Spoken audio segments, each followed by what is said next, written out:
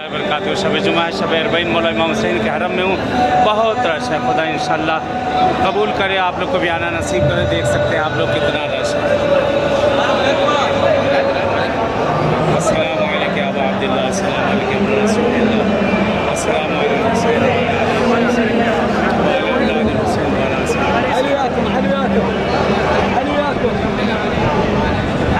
शब जुमा है, शब अरबईन है इंशाल्लाह।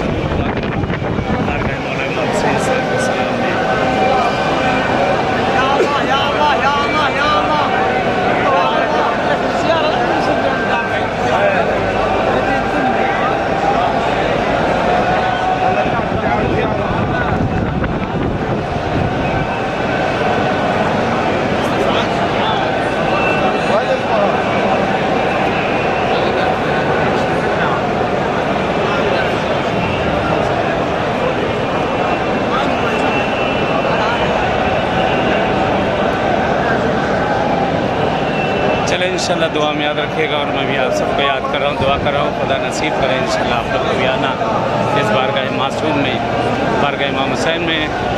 और मौला हुसैन बारगाह सामने गुम्बद देखिए, थोड़ा सा दिखाई दे रहा है।